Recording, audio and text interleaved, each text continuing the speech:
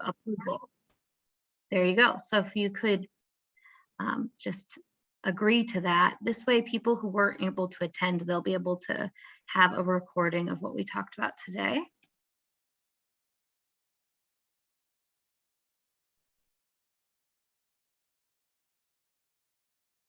So I assume we're good to go, Anna?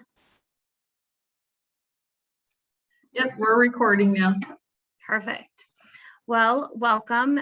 You are all attending the Smoke Management Community Response Plan RFP process.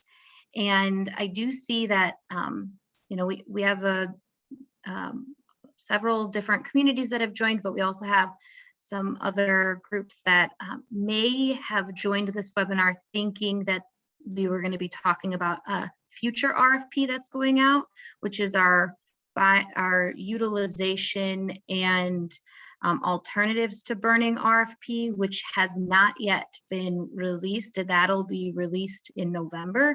So just want to start off by saying this is for the intergovernment agreements for community response plans. So these are for our smoke sensitive receptor areas and other communities that are impacted by smoke. But anybody is welcome to attend and listen to this, and I will be providing an update on future RFPs at the end of this presentation. So my name is Margaret Miller, and for those of you who don't know me, I am the Smoke Management Air Quality Planner for the Oregon Department of Environmental. In my role, I work closely with our agency partners to develop and assist in the implementation of the Oregon Smoke Management Plan. And I'm going to talk about our agenda for today. So I'm going to just quickly talk about smoke management and community response plans. And then I'm going to move on to talk about this request for proposal. I'm going to update on the smoke filtration funding, as well as an update on upcoming requests for proposals. So in this RFP, we're going to talk about our award structures, priorities and preferences, proposal elements, acceptable budgetary expenses, and anticipated timelines. What is smoke? Smoke is made up of a complex mixture of gases and fine particulates that are produced when wood and other organic materials, so fuels, are burned. Smoke primarily consists of carbon monoxide, carbon dioxide, water vapor, hydrocarbons, and other organic chemicals, nitrogen oxides, trace minerals, and particulate matter. Fine particulate matter, so PM 2.5, in smoke is the greatest concern for public health because it can be inhaled deep into the lungs, where it can cause irritation, inflammation, shortness of breath, and it can aggravate other existing conditions like heart and lung diseases. So obviously, there are a lot of ways in which smoke is produced, and we have various outdoor burning sources, but one source is from prescribed fire or controlled burning, which is the intentional use of fire to control for forest health and woody debris. And the smoke management plan that we're going to be talking about is for that particular source of smoke. It's a multifaceted plan. It's built in collaboration with DEQ, the Department of Forestry, and the Oregon Health Authority. The plan is implemented by Oregon Department of Forestry with support from those other agencies, so DEQ included. Typically, every 5 years, we conduct a robust review of the program. And our last major plan revision was completed in 2019. In that update, there were several significant changes that occurred, including new air quality criteria for smoke intrusions and smoke incidences, and adding different sections like how to safeguard public health and on communications.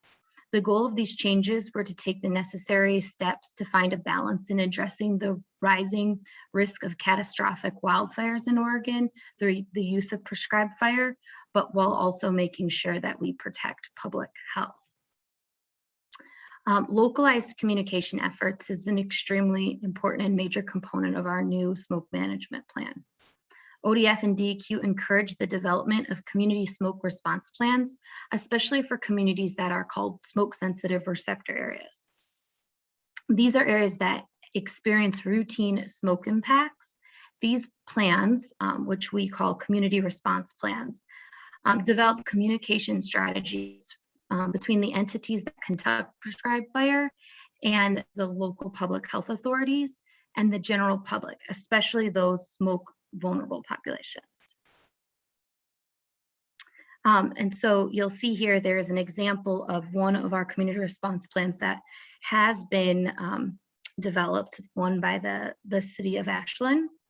We currently have 5 plans that have been developed, and 3 of which that have been reviewed and received what is called a 1-hour, which allows communities to put a small amount of smoke into those smoke sensitive receptor areas where historically we allowed no amount. Then we had a 1-hour threshold and a 24-hour threshold.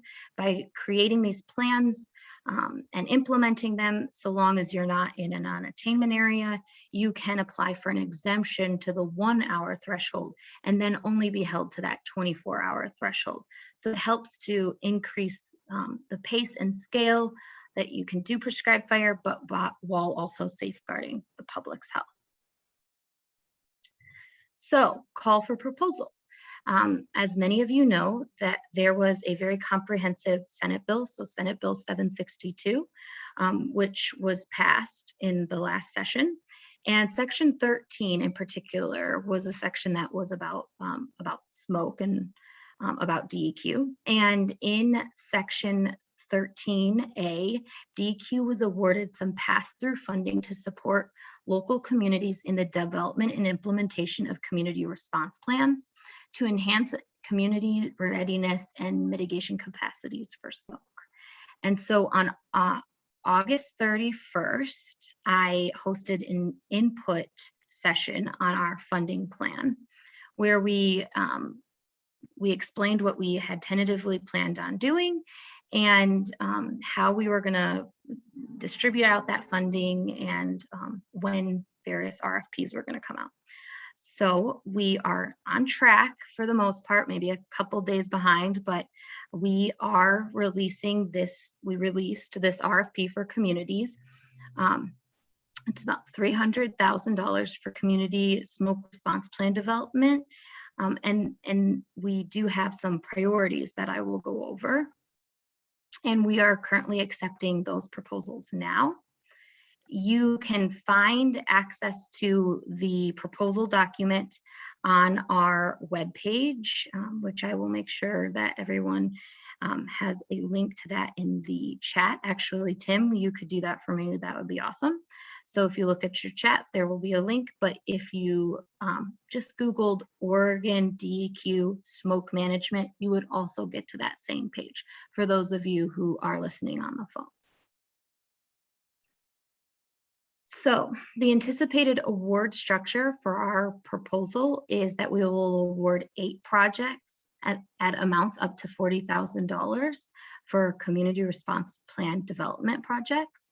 The projects will be approximately 12 to 13-month projects, project periods being between February 1st and March 31st.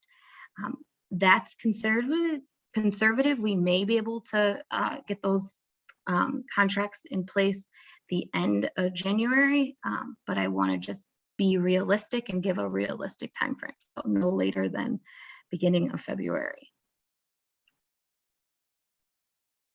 So with that, I'm going to talk a little bit about the priorities and preferences for the projects. So, and I want to make sure that it didn't. Okay, I didn't. So Priority being we are going to give priority to smoke sensitive receptor areas. If you're unsure if you're a smoke sensitive receptor area, you can look at the OAR 62948 0140 and find the list of smoke sensitive receptor areas there.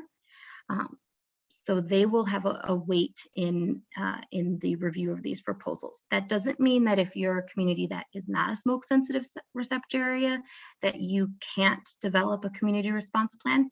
You may have impacts from prescribed fire smoke that you haven't that you deal with regularly, but that hasn't caused you to apply for become a smoke sensitive receptor area. So you can still develop the communication strategies and create yourself a plan. It's just that you wouldn't need to apply for the 1 hour exemption because you wouldn't be held to that 1 hour exemption, which I can help explain that to people if that doesn't make sense to you. We are also going to prioritize areas that are currently designated as not meeting the federal health standards for PM 2.5, or areas that are in danger of not meeting those standards. And so we did actually work with Oak Ridge in the last funding cycle for community response plans. Oak Ridge is one of our areas that is in non-attainment. The other area is Klamath Falls. There are areas that are in danger of not meeting the standard, and those areas are typically in our PM Advanced program. So Lakeview and Prineville are examples of those communities. But there are other ways in which you could evaluate your data and see how much smoke is impacting your community and the likelihood that a standard could be violated. We are also going to look at wildfire risk and the need for prescribed fire in your area.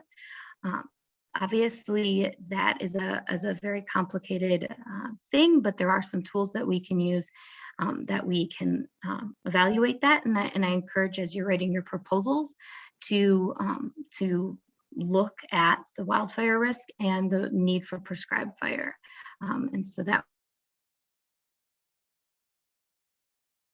you will be working with to develop these plans, because as I mentioned, the plans are really supposed to be about communication strategies between those that are conducting and utilizing fire on the landscape and the community that's at risk and the health authorities. And so there are a lot of different partners that can be in place, and strong collaborative projects that demonstrate lots of partnerships is going to be very appealing to us. So I'm sure that some of you are wondering what that entails. So examples of partnerships are obviously state agencies. So ODF and DEQ, for example, we are involved in all of the planning projects. We can provide insight on how the air quality is impacted and about the process for managing smoke. But also, like I mentioned, local and tribal public health. Now, if your community is having a hard time with COVID-19 and the pandemic, which a lot of communities are, and maybe your public health authority is strapped for time, the Oregon Health Authority, so the state agency, is willing to provide assistance and consultations. And so don't let that be a barrier. And if you are having any sort of issue with that, you can reach out to me directly. I can put you in contact with those people who you would work with, and I will introduce them at the end as well.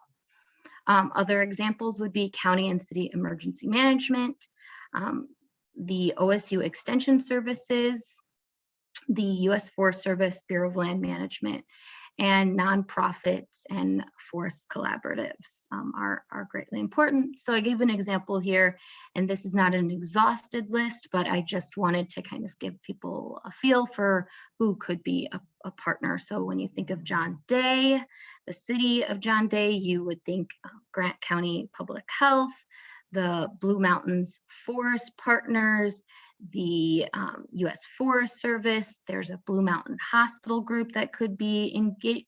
You could engage with. There's an OSU Extension Service office there.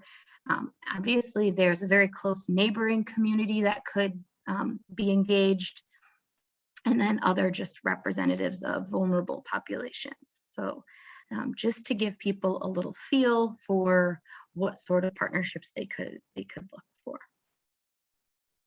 So now I'm going to talk about proposal elements. So successful proposals will include detailed project descriptions, detailed partner descriptions, and SMART outcomes and SMART success measures.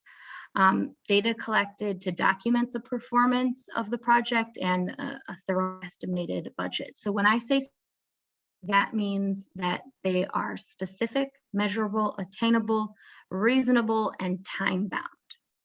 So I put the little acronym at the bottom of the slide for people to just remember, and that's also listed in the RFP itself. Please note that although in the template budget we list travel is thing that DEQ does not reimburse, but you could potentially use that as a project match, and so that's why that line item is there. So speaking of match, there is a 10% match requirement unless the project represents a community with a population of 5,000 or less, which you will just make sure to let us know on your proposal. And then indirect rates are not to exceed 10% of the project, and the total grant amount is not to exceed $40,000.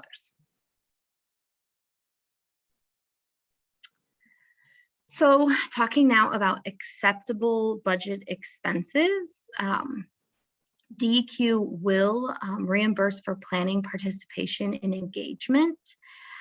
So this includes reimbursing community-based organizations and partners for their time and involvement in the planning process. And this can also include survey or participation incentives. So it is really important for people to get to have a diverse group of constituents and project partners, and to make sure that you get representation from all of these various groups. But at times that can be really hard to ensure. And so if there is a way to incentivize to make sure that we do get that representation, we are allowing that as an acceptable expense. So you can outline that in your budget. DEQ is not funding smoke filtration devices and clean air spaces, although those may be mitigation strategies that you identify in the planning process. We are not going to be funding that because that same Senate bill did provide special funding for that purpose that OHA and DHS received, and I'm going to talk about that actually in my next slide. And as I mentioned in the previous slide, we do not reimburse travel or travel related expenses, but can use that as match. So about the smoke filtration devices and clean air spaces, this slide will look very familiar, as will some of the other slides, for anyone who attended the informal input session on our funding plan. But as I mentioned, DEQ will not be funding the smoke filtration devices, and that is actually going to be a separate thing of funding that comes out of OHA and DHS. Those grant programs that they are in the process of developing will prioritize both low-income households and persons vulnerable to the health impacts of smoke. More information will be provided out to communities and partners once those programs are up and established. So we will make sure that people are aware of that. And looking at the anticipated timeline for the work ahead in the RFP. So we issued the RFP on Wednesday, October 6th today we are having the informal webinar. The RFP closes on Friday, November 12th at 5:30 p.m. And then we will, at that point in time, in the RFP, I put in there a scale in which everything will be reviewed. So I will be putting together a review committee that will review every proposal and will rank it based on the scale that was provided in the RFP. And then once we have ranked and decided declared our awarded proposals, we will notify everyone, regardless if you were approved or not, you will be notified. So it's not like you won't hear from us.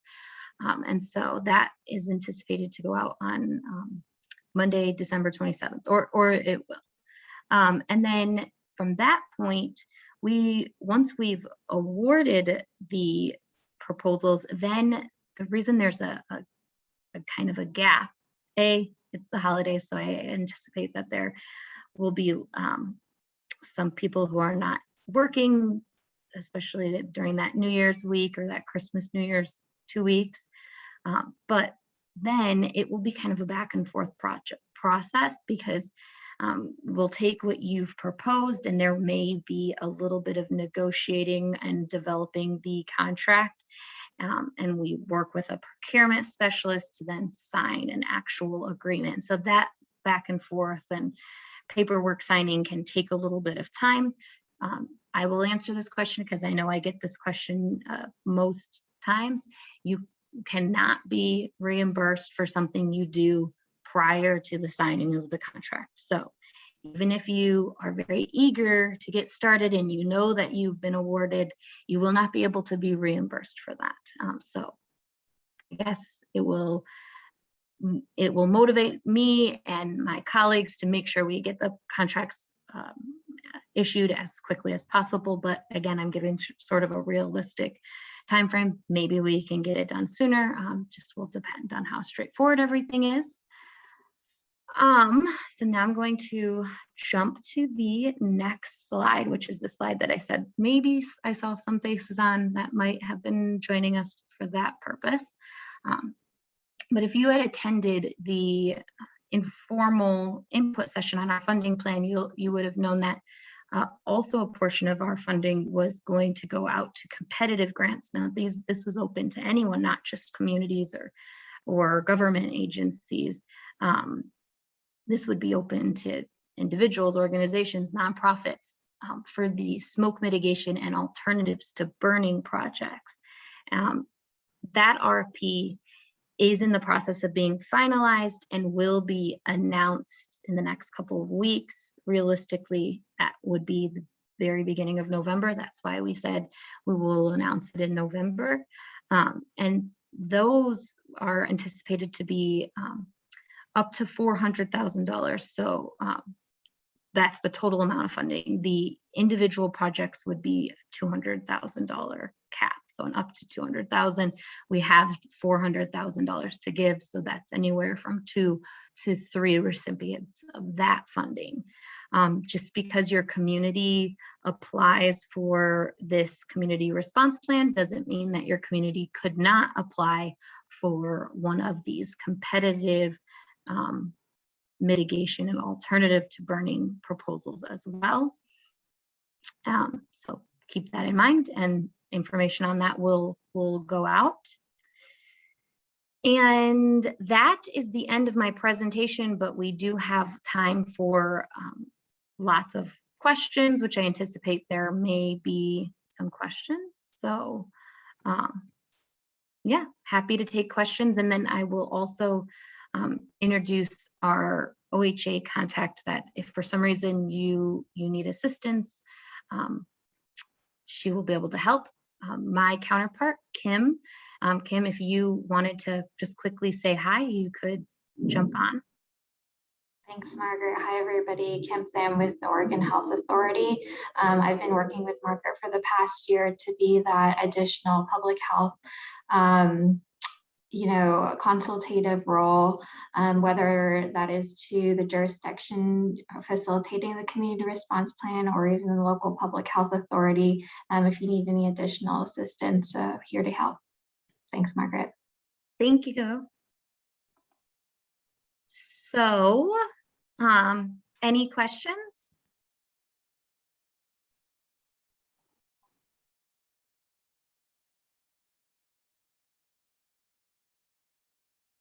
It doesn't look like anybody's eagerly wanting to speak up, but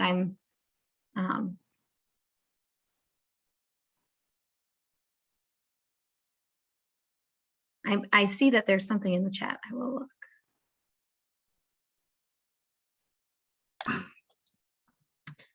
Hey, Margaret, this is Travis at LRAP. I have a question for you. Is the interest on specific singular airsheds, or is it more broken down than that? Like, Oak Ridge, for example, is its own airshed where one of these plans were implemented. If we were thinking about like the Eugene Springfield area, for example, would that encompass just the entire Willamette Valley, or is it more southern Willamette Valley, or is it more specific to just the Eugene Springfield area, or what would DEQ be interested in seeing? Well, so we haven't really put constraint on it to say that it has to be one way or the other, and obviously there's generally speaking, the footprint of an airshed can encompass and go beyond community boundaries and state county boundaries, and obviously even across state lines. So yes, there could be a larger plan that encompasses an entire airshed, but that would be a very comprehensive plan.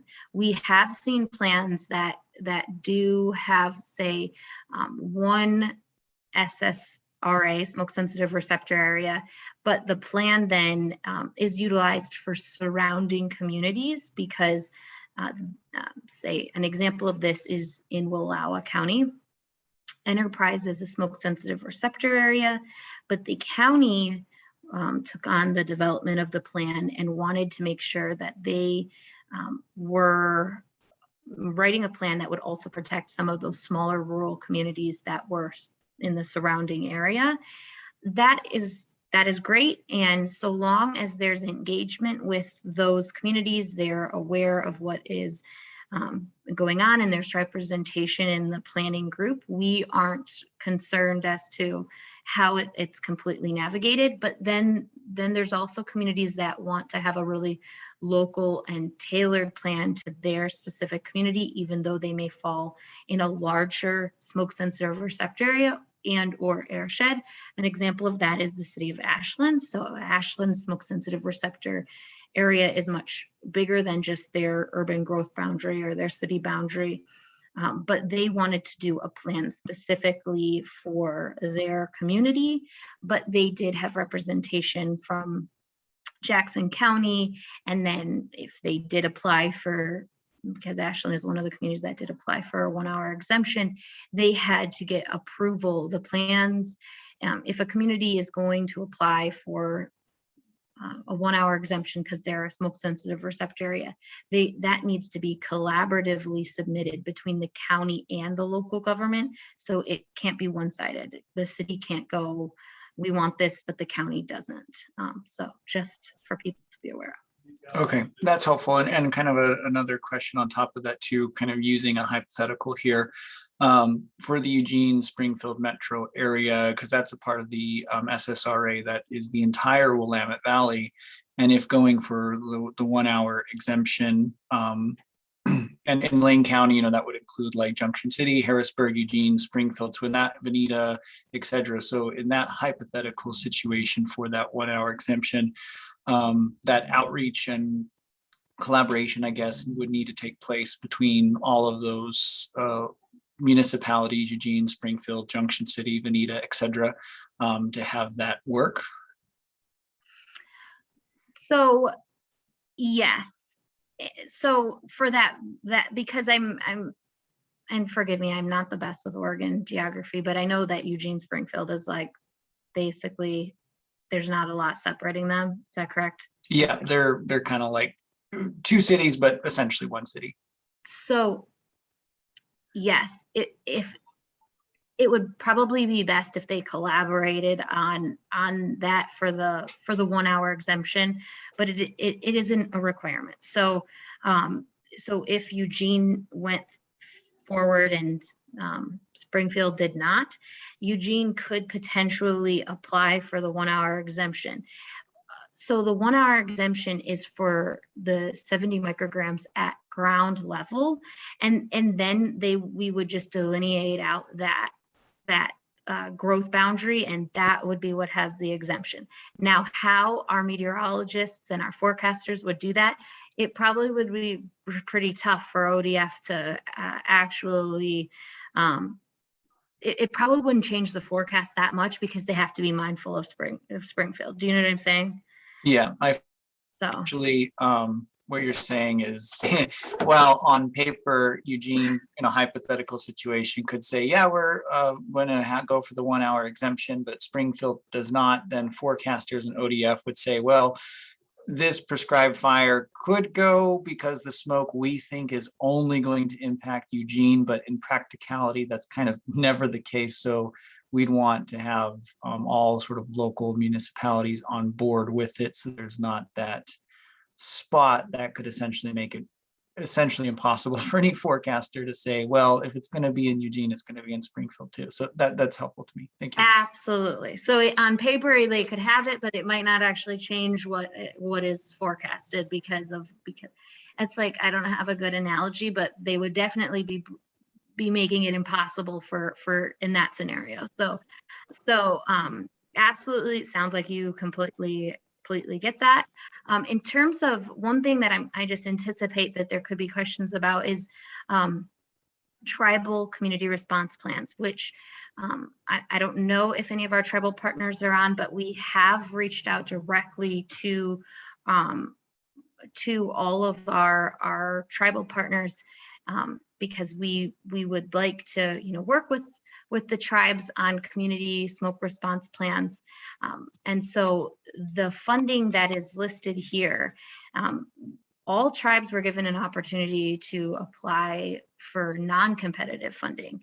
If a tribe for some reason or not missed that opportunity, they could apply for this round of funding as well. But for the most part, I think most of the tribes that were interested were made aware of the non-competitive opportunity, but just for people to be clear. Cool, thank you. Are there any other questions? I kind of heard there could be one at the end, but it could just been a mic issue.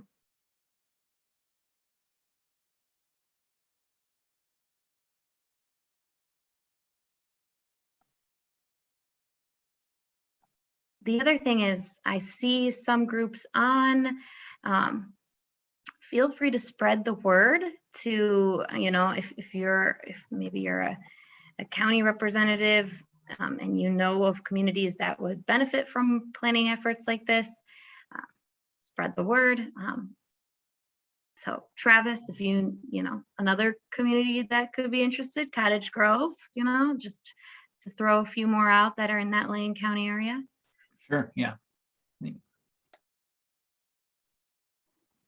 I'm seeing some stuff in the chat. Let me check. And I saw that Kim went ahead and put her email address in the chat, so feel free to grab that. And if at any point when you're working on your proposal development, if you have any questions, I'm happy to answer them. My email is also listed on the slide, but it's just margaret.miller@deq.state.or.us. That's sort of a mouthful, but I didn't write those email addresses. You would think they could be a little simpler. But just remember Margaret.Miller at the beginning.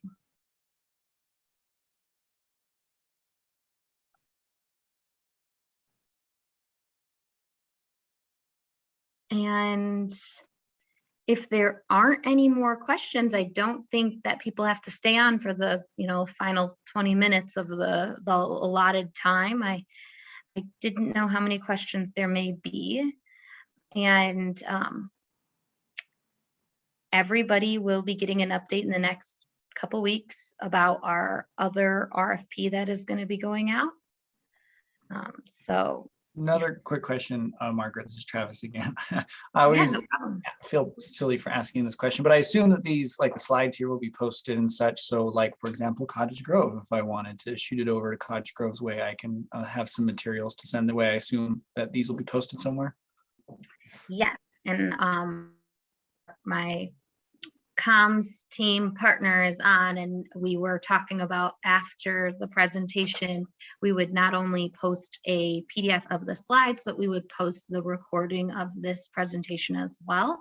So that if somebody had some questions or they weren't able to attend this informational webinar, they could still access the recordings. So yes, and feel free to send that out to folks. Awesome, thank you. The other thing that I will, just to give out more information, there are example plans that you can look at, obviously the 3 that have received 1-hour exemptions, but also Oak Ridge Air. So Oak Ridge was one of the communities that worked on this project. They currently don't have an exemption because, like I said, a non-attainment area is not allowed to get an exemption until they're not in non-attainment anymore.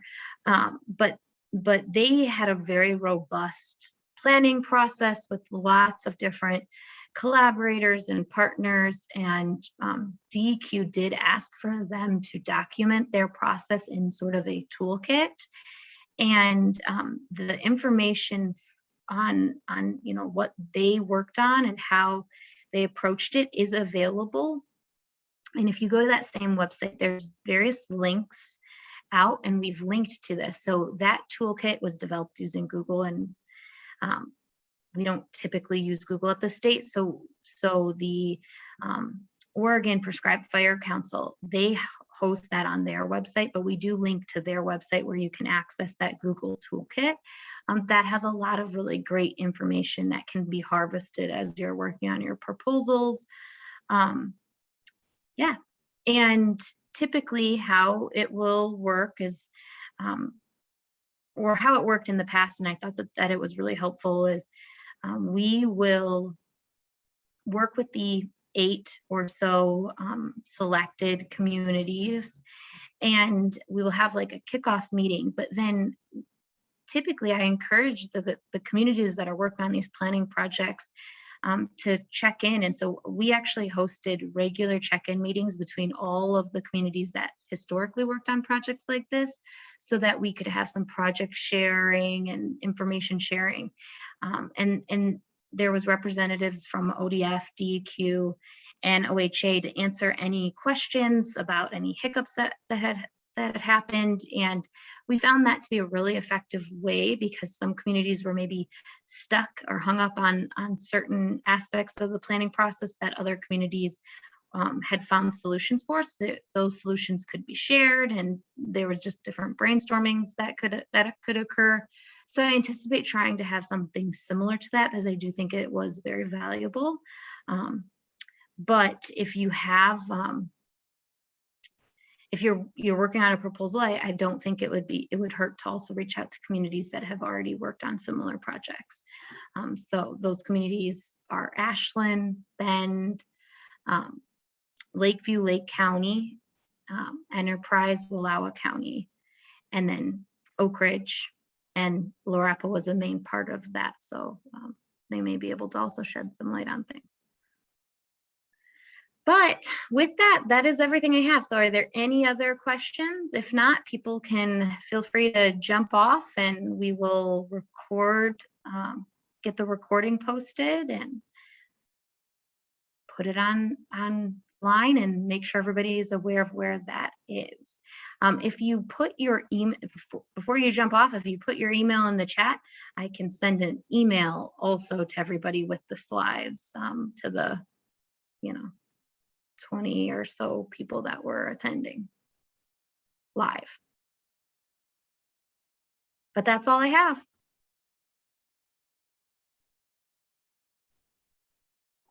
Thanks, Margaret. Thanks, Margaret. Yes, everyone is very welcome.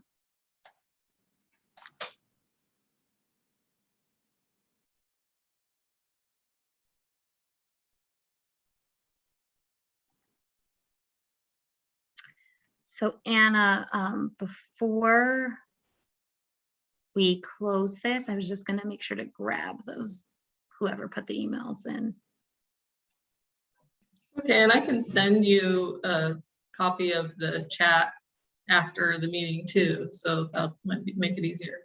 Yeah, that does make it easier. And I'm going to add it to my to-do list to email these folks. Tim, can we use the next allotted 15 or minutes to go over posting all of this? Sure, absolutely. The video may take up until Friday morning. That's fine.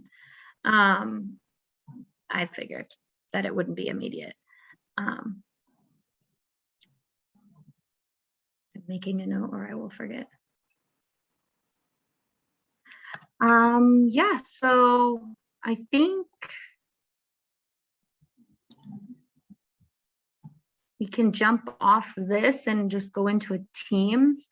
Anna, do you think it would be helpful if you were on that call, since we're going to get the posting from you, or you could just email it to me and I will email it to Tim? Yeah, I can email it to you, and then and also send you the chat once everything's available. It takes a few minutes for the recording to become available, and then the chat, but the chat's pretty immediate. Okay, perfect. Well, then I guess we'll log off this. Okay, bye. Thank you. Mhm.